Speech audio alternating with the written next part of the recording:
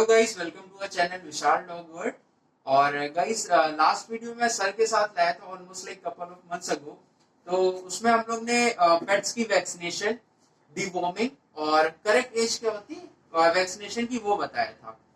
तो मेरे पास काफी ज्यादा क्वेश्चंस आ रहे थे और आज फाइनली संडे को सर भी फ्री थे, तो थोड़ा सा मैंने सर का टाइम लिया है। आज हम वो टॉपिक डिस्कस करेंगे जो सबसे इम्पोर्टेंट होते हैं, यानी कि आप जब पेट लेके आ रहे हो क्या क्या इंपॉर्टेंट पॉइंटर्स हैं। लाइक आप उनकी कैसे केयर करो, कैसे उनका मैनेजमेंट करो, पूरा कैसे उनको मैनेज करो, और फूड जो सबसे इम्पोर्टेंट है उनकी डाइट वो कैसे कैसे दी जाए। लाइक अगर आप देते हो सॉलिड डाइट कैसे होती है, लिक्विड डाइट कैसे होती है, एक पप की डाइट और ग्रोइंग फेज में क्या क्या डाइट होती है, वो सारे टॉपिक्स हम आज कवर करेंगे। तो पांडे सर हैं, विकी पांडे। तो सर, मेरे जितने भी लोग ये वीडियोस देख रहे हैं उनको प्लीज कुछ बताइए। जी, आप सबका इस वीडियो में बहुत बहुत स्वागत है। और आज जो प्रश्न विशाल शर्मा जी ने पूछा है उसमें कई प्रश्न हैं एक प्रश्न में। अगर हम बात करते हैं कि जो छोटे बच्चे होते हैं, नियोनेट्स जिनको बोलते हैं, पपीज, जो हमारे श्वान के बच्चे होते हैं छोटे, उनका प्रबंधन कैसे किया जाए, उनकी देखभाल कैसे की जाए, किस उम्र पे हमें उनको जो है माँ से अलग करना चाहिए, कब कब उम्र के किस किस पड़ाव पे क्या क्या चीजें हमें कैसे कैसे देनी चाहिए, किन चीजों का देखभाल रखनी चाहिए, किन चीजों से बचाव रखना चाहिए। आज इन सब चीजों के बारे में हम विस्तृत बात करेंगे विशाल जी से, विशाल डॉग वर्ल्ड और उदय पेट क्लिनिक केयर के माध्यम से। सबसे पहली चीज जो मैं आपसे कहना चाहता हूं कि माँ से बच्चे को कभी भी 45 दिन से पहले अलग ना करें। सर, कई बार ऐसा होता है कि जैसे लोग लेने के लिए आते हैं तो उनका कोई इशू है या प्रॉब्लम है, वो कहते हैं नहीं 35 डेज में ही दे दो या 40 डेज में दे दो। तो उस फेज में क्या करना चाहिए? लाइक ठीक है, आपका कहना सही है 45 डेज तक इम्पोर्टेंट है मदर फीडिंग, तो उस फेज में क्या किया? वेटनरी एथिक्स और ह्यूमैनिटी दोनों यही कहती हैं कि हमें 45 दिन से पहले माँ से बच्चे को अलग नहीं करना चाहिए। उसके पीछे साइंटिफिक लॉजिक है। 45 दिन तक जो दूध बच्चे को माँ से मिलता है वो आगे के फ्यूचर के लिए, बच्चे के आगे के भविष्य के लिए बहुत ही अच्छे तरीके से शरीर की प्रतिरोधक क्षमता को मजबूत करता है, जिससे भविष्य में वो किसी भी बीमारी से आसानी से लड़ सकता है। कारण इतना है कि इस वजह से हमें 45 दिन से पहले अलग नहीं करना चाहिए। लेकिन यदि आप जैसा कह रहे हैं कि यदि उसको आपकी मजबूरी हो, आप अलग कर ही रहे हैं, या ले जाने वाला उत्सुक हो कि नहीं हमें ले ही जाना है, तो ऐसी स्थिति में मेरा ये कहना है कि कैनाइन मिल्क रिप्लेसर आता है जो कि बहुत सारी कंपनियां बनाती हैं। उसमें सबसे अच्छा रॉयल कैनाइन का होता है, क्योंकि माँ से जब आप अलग करेंगे तो तुरंत अगर आप सॉलिड फूड पे करेंगे तो इंडाइजेशन होगा। ऐसी स्थिति में कैनाइन मिल्क रिप्रेशर या first age of baby milk आता है, उसको कुछ दिन तक देने के बाद ही सॉलिड फूड की एंट्री करें। और छोटे बच्चों में खास करके जो है पपीज में 3 से 4 चीजें होती हैं जिनकी वजह से दिक्कत होती है। सबसे पहली चीज है कि उनको गर्म रखना आवश्यक है।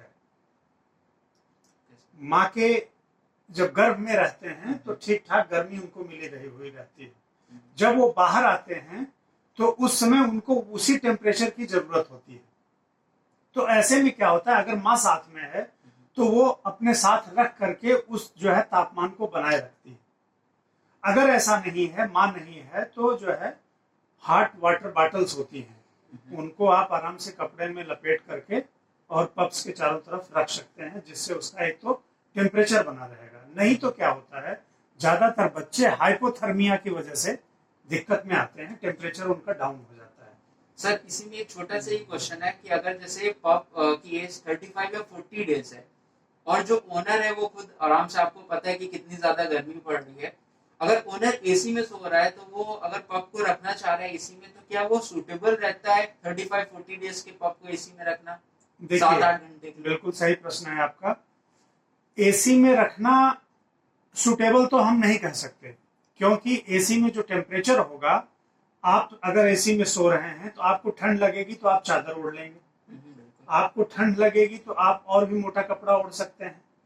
पर एसी में उस टेम्परेचर पे यदि मदर को या बच्चों को ठंड लगेगी तो फिर वो क्या करेंगे? Right, exactly. वो तो फिर अपने शरीर की जो गर्मी है उसी से अपने ठंड को बचाने की कोशिश करेंगे। बिल्कुल। तो ऐसी स्थिति में 30 से 35-40 दिन के बच्चे को एसी में रखना बहुत लाभकर नहीं हो सकता है। या तो एसी में अगर आप रख रहे हैं तो एक सुटेबल टेम्परेचर फिक्स करें और उसी पे रखें, और जब भी एसी से बाहर निकालें तो कोशिश करें कि पहले एसी ऑफ कर दें, करीब 1 घंटे टेम्परेचर जो है कमरे का नॉर्मल हो जाए, तब आप बाहर के टेम्परेचर से उसको कोरिलेट करके तब बाहर निकालें। यदि आप एसी के अंदर का टेम्परेचर 22 है और बाहर का 40 है, मदर या बच्चे को अगर आप बाहर करेंगे सीधे 20-22 डिग्री से 40 डिग्री पे, तो जो है टेम्परेचर डिफरेंस की वजह से हीट स्ट्रोक होने के चांसेस रहेंगे। तो ये चीज जरूर ध्यान रखिए। दूसरी चीज जो मैं बताना चाह रहा था आप सभी को इस चैनल के माध्यम से, वो ये है कि एक तो हाइपरथर्मिया, दूसरा हाइपोग्लाइसीमिया होती है छोटे बच्चों में, जिनकी वजह से दिक्कत होती है। ग्लूकोज लेवल उनका बड़ी तेजी से डाउन होता है और जो है इस वजह से फीडिंग बहुत प्रॉपर होनी चाहिए। और जब हाइपोथर्मिया या हाइपोग्लाइसीमिया होती है तो इसका सीधा संबंध बॉडी के इम्यून स्टेटस से भी होता है, शरीर की प्रतिरोधक क्षमता से। इसीलिए हम कहते हैं कि यदि कोई बच्चा माँ के पास 45 दिन तक है तो वो इन सारी चीजों से बचा रहेगा। मतलब उसके जो नेचुरल इम्यूनिटी है वो शरीर की जो प्रतिरोधक क्षमता है वो अच्छी खासी रहेगी, मैटरनल एंटीबॉडीज उसको मिलती रहेंगी माँ के दूध से। आगे के जीवन के भविष्य के लिए भी वो बहुत ही मजबूत और आगे समस्याओं का सामना कर पाएगा, खास करके रोगों का। तो सर करेक्ट एज होती है 45 डेज जी। तो वैक्सीनेशन और डिवॉर्मिंग कवर कर ली थी हमने। तो मेरे जितने भी सब्सक्राइबर थे काफी मैसेज करते थे कि डाइट पे, कि एक डाइट फेज होता है कि अभी ठीक है आपने बताया कि आप लिक्विड डाइट पे अभी आपने स्टार्ट किया, तो सॉलिड डाइट कब स्टार्ट की जाए? हाँ, बिल्कुल सही बात है। 30 दिन से पहले किसी भी हालत में सॉलिड डाइट स्टार्ट करने से बचना चाहिए, पहली चीज। दूसरा, बच्चे के स्वास्थ्य का मापदंड ये है कि जैसे बच्चा अगर आज पैदा हुआ है तो उसे 1 सप्ताह के बाद और मैक्सिमम 15 डेज तक उसका बॉडी वेट डबल हो जाना चाहिए। उसका जो भी वजन पैदा होने के समय पे था वो 1 सप्ताह से 15 दिन के अंदर उसका बॉडी वेट दोगुना हो जाना चाहिए। और जो मापदंड है दूसरा वो ये है कि पर डे कम से कम 10 से 15% जो बेसिक बॉडी वेट जिसपे वो पैदा हुआ है उसका बॉडी वेट गेन होना चाहिए पर डे के हिसाब से। और माँ का दूध ही सर्वोत्तम जो है गुणकारक चीज है जो उसे हमें कम से कम 30 दिन तक तो हर हाल में देना चाहिए। उसके अलावा किसी भी चीज की एंट्री नहीं करनी चाहिए। लिक्विड डाइट माँ के दूध के रूप में 30 दिन तक हर हाल में चलनी चाहिए, none other than mother's milk, उसके अलावा कुछ भी नहीं। सॉलिड फूड की एंट्री धीमे धीमे किबल्स के रूप में, बहुत सारे मार्केट में स्टार्टर्स आते हैं, रॉयल कैनाइन का स्टार्टर है, पेडिग्री का है, फर्मिना का है, बहुत तमाम कंपनियां हैं जो स्टार्टर लेकर के आती हैं मार्केट में, जो हाई प्रोटीन इंटेक के साथ और भी बहुत सारी चीजें होती हैं। उसके अलावा कुछ पाउडर फॉर्म में भी इनके जो है प्रिपरेशंस आते हैं जिसमें वो कोलेस्ट्रम भी रखते हैं, रेडीमेड कोलेस्ट्रम जो कि माँ के दूध से भी मिलता है। तो 30 दिन के बाद जब आप एंट्री करें तो थोड़ा थोड़ा केबल्स को पानी में भिगो करके देना शुरू करें, कम से कम 10 से 15 मिनट गुनगुने पानी में, और उसको भी पाउडर को भी पेस्ट बना के देना शुरू करें। ओके सर, तो सर एक बार मैं फिर से वो मिल्क का आपने कुछ नाम बताया, वो एक बार फिर से मेरे सब्सक्राइबर और जितने लोग वीडियो व्यू कर रहे हैं उनको बता दीजिए। कैनाइन मिल्क रिप्लेसर उसको बोलते हैं, फर्स्ट एज ऑफ मिल्क भी बोलते हैं बेबी के लिए, पपीज के लिए। रॉयल कैनाइन इस मामले में स्पेशल है, फर्स्ट एज मिल्क के मामले में, कैनाइन रिप्लेसर के मामले में। क्योंकि सर कई बार ऐसा होता है कि मदर का मिल्क नहीं आता है, या अगर जैसे ज्यादा बच्चे हो गए, ज्यादा पप्स हो गए, वहीं पे 8 या 9 हो गए, तो प्रॉपर फीडिंग नहीं हो पाती है। बिल्कुल, ऐसी स्थिति में माँ के साथ साथ मदर्स को भी आपको देखना पड़ेगा। अगर आपने मदर की अच्छे से फीडिंग की है प्रेगनेंसी के दौरान, उसका अच्छे से ख्याल रखा है, उसको वो सारी चीजें दी हैं जो उसके जो है रिक्वायरमेंट्स के लिए आवश्यक हैं, खास करके जब वो गर्भकाल उसका था, उसमें बहुत सारी एनर्जी की आवश्यकता होती है, बहुत सारी चीजों की आवश्यकता होती है, यदि आपने उसके अच्छे तरीके से गर्भकाल के दौरान अच्छे से ध्यान रखना है, प्रेगनेंसी स्टेटस के दौरान बहुत अच्छे से अगर आपने मदर को रखा है, तो मिल्क अच्छे से लेट डाउन होगा और मिल्क अच्छे से आएगा। इसलिए साथ साथ बच्चे के साथ साथ माँ का भी ख्याल रखना उतना ही आवश्यक है जितना कि आपको बच्चे पे ध्यान देने की जरूरत है। यदि किसी कारण से माँ के मिल्क का लेट डाउन नहीं हो रहा है तो आप चिकित्सक की सहायता लें। बहुत सारे ऐसे रोग भी होते हैं जिसकी वजह से मिल्क लेट डाउन नहीं होता है, तो आप वेटनेरियन की कंसल्टेंसी जरूर लें, पशु चिकित्सक से मिलें। पशु चिकित्सा अधिकारी जो डिग्री धारक हैं, जिनकी अपनी क्लिनिक्स हैं या गवर्नमेंट की के प्रतिष्ठान हैं, वहाँ पे जो अथराइज वेटनेरियन हैं उनसे मिलें, अपनी समस्या बताएं। 2 से 3 चीजें होती हैं जिसकी वजह से मिल्क लेट डाउन नहीं होता है, वो उसको बखूबी जानते हैं, उसका ट्रीटमेंट होता है और मिल्क लेट डाउन होने लगता है। यदि किसी कारणवश वो संभव नहीं है तब आपको canine milk replacer, first stage of baby milk, या फिर जो मैंने आपको प्रिपरेशंस बताएं पाउडर फॉर्म में जो आते हैं, उनको बना करके धीमे धीमे उनको फीड करना है। Okay sir. तो सर ये तो हो गई 45 डेज तक की पूरी बात। 45 डेज के बाद हम कैसे क्या ट्रीट करें? हाँ बिल्कुल, 45 दिन के बाद से धीमे धीमे हम स्टार्टर की मात्रा और जो प्रिपरेशंस आते हैं पाउडर फॉर्म के, उनकी मात्रा कम से कम 45 दिन ऑनवर्ड और 3 महीने तक दिन में कम से कम 4 से 5 बार फीडिंग करनी होती है। ये जरूर ध्यान रखें। अब समय आ जाता है कि धीमे धीमे और भी चीजें इसमें ऐड करना आप शुरू कर सकते हैं। जैसे 2 महीने की एज से आपको कैल्शियम सप्लीमेंटेशन स्टार्ट कर देना चाहिए, क्योंकि बोन्स और मसल्स की ग्रोथ होनी शुरू होने लगती है। ऐसी स्थिति में कैल्शियम सर अगर एडिशनल दे रहे हैं तो उसका बेनिफिट रहता है कि ये खाने के साथ ऑलमोस्ट लाइक अगर डॉग फूड दे रहे हैं तो उसी में मिल जाता है। डॉग फूड अगर आप देख रहे हैं तो पहले देख लें कि उसमें कितना कैल्शियम है। अगर उससे रिक्वायरमेंट पूरी हो रही है तो ठीक है, जनरली उससे रिक्वायरमेंट पूरी नहीं होती है, इसलिए हमें अलग से कैल्शियम सप्लीमेंटेशन करना होता है। खाने के साथ भी अगर आप देते हैं तो कोई बात नहीं, खाने के बाद भी दे सकते हैं, कोई दिक्कत नहीं, एब्जॉर्प्शन अच्छे से होना चाहिए। अच्छा, ये डॉग फूड पे भी होता है सर? जैसे बहुत सारी ब्रीड होती है जिसको ज्यादा कैल्शियम की जरूरत पड़ती है। हाँ, अब इसमें बात आती है ब्रीड वाइज। अगर ब्रीड वाइज हम बात करें तो ब्रीड वाइज जो छोटे बच्चे होते हैं उनका रिक्वायरमेंट कम होता है। जो बिल्कुल एक्स्ट्रा स्मॉल ब्रीड होती है, फिर जो स्मॉल ब्रीड होती है, फिर मीडियम ब्रीड होती है, फिर लार्ज ब्रीड होती है, फिर जाइंट ब्रीड होती है। तो अलग अलग ब्रीड वाइज अलग अलग कैल्शियम रिक्वायरमेंट्स की आवश्यकता होती है। लार्ज और जाइंट ब्रीड्स में ज्यादा कैल्शियम की आवश्यकता होती है और इसी के साथ साथ प्रोटीन इंटेक की भी आवश्यकता बढ़ती जाती है। धीमे धीमे जो ये जितने भी फूड हैं जो हम 45 दिन या 40 दिन के बाद देते हैं, स्टार्टर्स जिनको बोलते हैं, वो सब मैक्सिमम प्रोटीन रिच होते हैं। तो आगे की बिल्डिंग्स के लिए, मसल आगे की शरीर के निर्माण के लिए, सारी चीजों के लिए, स्ट्रांगनेस के लिए प्रोटीन रिक्वायरमेंट्स जरूरी है और उसे हमें सप्लीमेंट करना चाहिए। तो सर ये जो पपी का स्टार्टर होता है, पप स्टार्टर, तो ये कितने डेज तक हम दे सकते हैं? लाइक 45 डेज से अगर मैंने स्टार्ट ये अगर हम देखें तो कम से कम जैसे 45 डेज से अगर आपने इसको स्टार्ट किया है तो टोटल 4 महीने की उम्र तक तो आप दे सकते हैं और देना चाहिए, 4 से 4.5 महीने तक।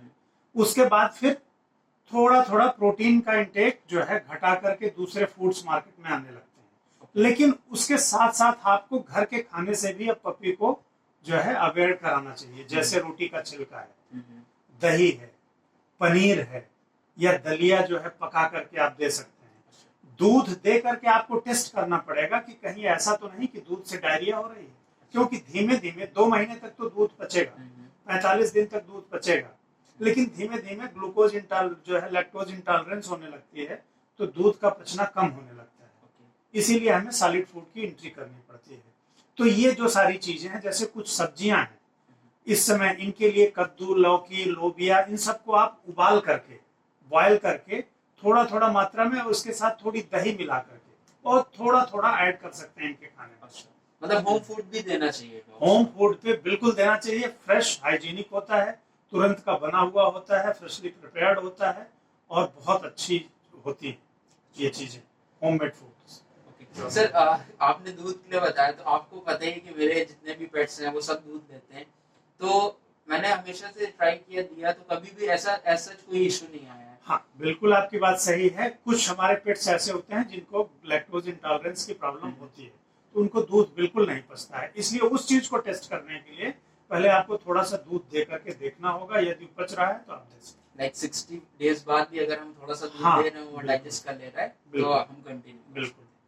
ओके, क्योंकि सर मार्केट में मैं बताऊं, अगर यूट्यूब में मैंने इतना देखा है, बाकी मैंने हर जगह सर्च किया है, तो काफी लोग दूध के लिए मना कर देते हैं स्ट्रेट अवे, बट मेरा खुद का जो पर्सनल एक्सपीरियंस है ऐसा रहा है कि दूध आराम से डाइजेस्ट कर जैसे जैसे एज पपीज की बढ़ती है, तो दूध के को पचाने के लिए जो जिम्मेदार एंजाइम है वो धीमे धीमे कम होने लगता है।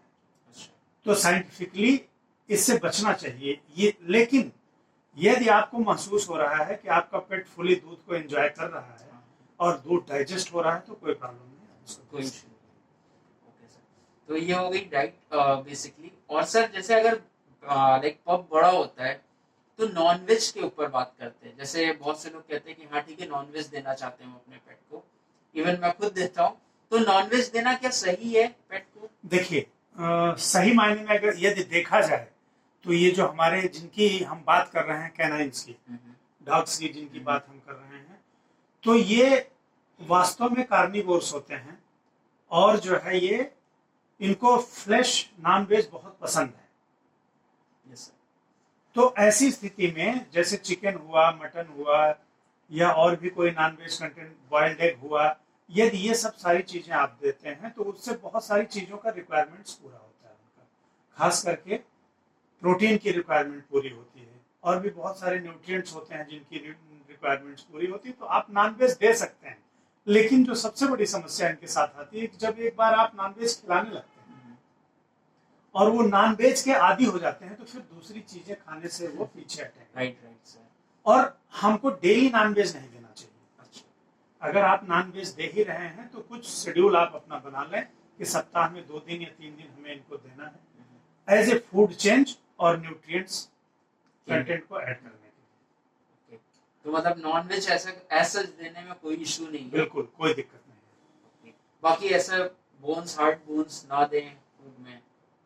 अब बोन्स की अगर बात करते हैं, तो हार्ड बोन्स ना हो और बहुत नुकीली बोन्स ना हो, जिसको काटने के बाद अगर नुकीलापन आ जाए खाते समय, और किसी तरीके से वो जो है जीआईटी ट्रैक्ट में कहीं फंस जाए खाते समय, या अंदर चली जाए, तो वो हार्म कर सकती है।